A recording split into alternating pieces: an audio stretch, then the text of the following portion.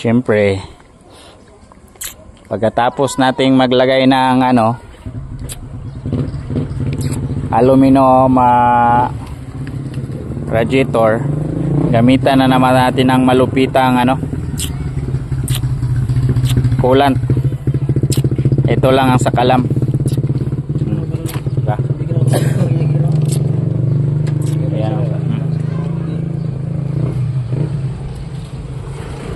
Wala pa yung lubog. Okay yan.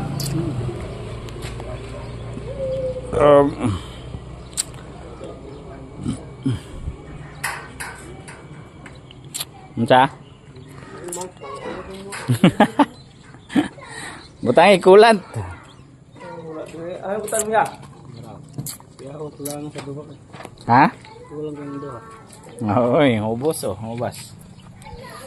Nya bleeding pa ni.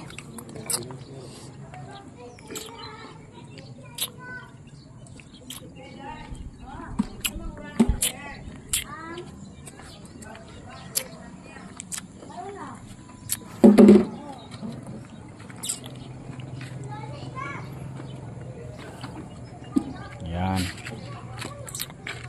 Bleeding.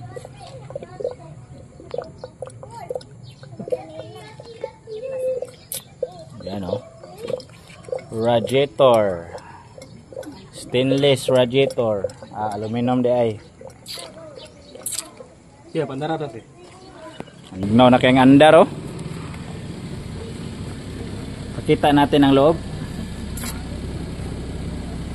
Hindi pa rin Makatse.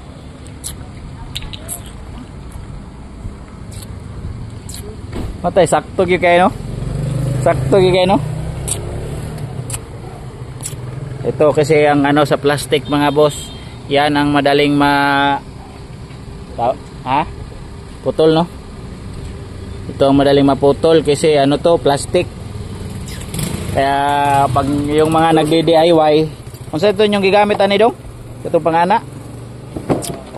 Ito palang tao na ito pangana ba?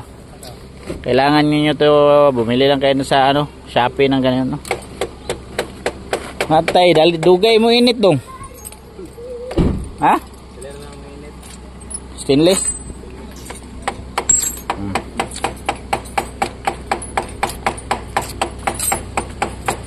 Dapat full dito lang. So bleeding muna natin para all goods na.